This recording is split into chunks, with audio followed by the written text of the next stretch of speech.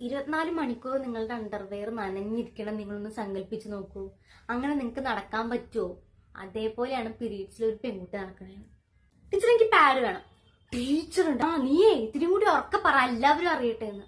അപ്പൊ ഒരു menstrual cup വയ്ക്കുമ്പോ തന്നെ ഇത്രയും വേദന എടുക്കുന്ന, അപ്പൊ പ്രസവിക്കുമ്പോഴൊക്കെ എന്തോരം ഓരോ പീരീഡ്സ് കടന്നു പോകുമ്പോഴും ഞാൻ വിചാരിക്കും വിലയിണ്ടായി. ഏറ്റവും സേഫസ്റ്റ് ആയിട്ട് അറിവുകള് മക്കളിലേക്ക് എത്തണത് വീട്ടുകാരത് പറഞ്ഞു കൊടുക്കുമ്പോഴാണ്. എനിക്ക് അങ്ങോട്ട് പോകുമ്പോ മഞ്ജുവാരി ഛർദിക്കുന്നു. അപ്പൊ എനിക്ക് മഞ്ജുവാരി ഛർദിക്കുന്നു.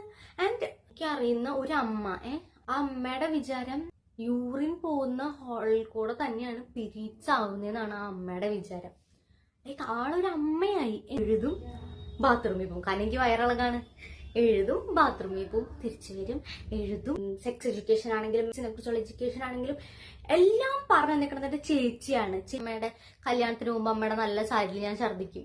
അപ്പൊ എപ്പോഴും പറയണ്ടേ, ഞാൻ ആ 5ാം ക്ലാസ്സിലാണ് പഠിക്കുന്നത്. അപ്പൊ ആരും എന്റെ ക്ലാസ്സിൽ പീരീഡ്സ് ആയിട്ടില്ല. അവളെന്നെ ജഡ്ജ് ചെയ്തില്ലല്ലോ. അപ്പൊ എനിക്ക് കോൺഫിഡൻസ് ആയിട്ട് ഞാൻ എന്റെ ഫ്രണ്ട്സിന്റെ അടുത്ത് പോകും. എനിക്കിവിടെ ആരും ഇല്ല, ഞാൻ ഇവിടെ ഒറ്റയ്ക്കാണ്, ആൻഡ് എനിക്ക് വയ്യ, എനിക്ക് എക്സാം എഴുതി കഴിഞ്ഞിട്ട് എനിക്ക് സേഫ് ആയിട്ട് എനിക്ക് വീട്ടിലെത്തണം. ഇതാണ് പാഡ്. പിന്നെ ഏത് ഭാഗം ഒട്ടിക്കണ്ടേന്ന് അറിയൂ. ആ ഒരു ക്ലാസ് വന്നപ്പം ആക്സെപ്റ്റൻസ് കിട്ടിയ പോലെ ഇപ്പൊ എല്ലാവർക്കും അതിനെ കുറിച്ച് അറിയാലോ. കൊണ്ട് നടക്കാനും പറ്റില്ല, ഞാനിങ്ങനെ ചത്ത പോലെ ഇങ്ങനെ.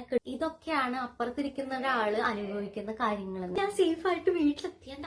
I am so proud. പിന്നെ അത് ഭയങ്കര വേദനയാണത്. മെൻസ്ട്രൽ കപ്പ് കുത്തമ്മിനാർന്ന് വീൽ ചെയർ വിളിച്ചിട്ട് വന്നിട്ട് ഞാൻ വീൽ ചെയറിനാണ് കുത്തമ്മിനാർ.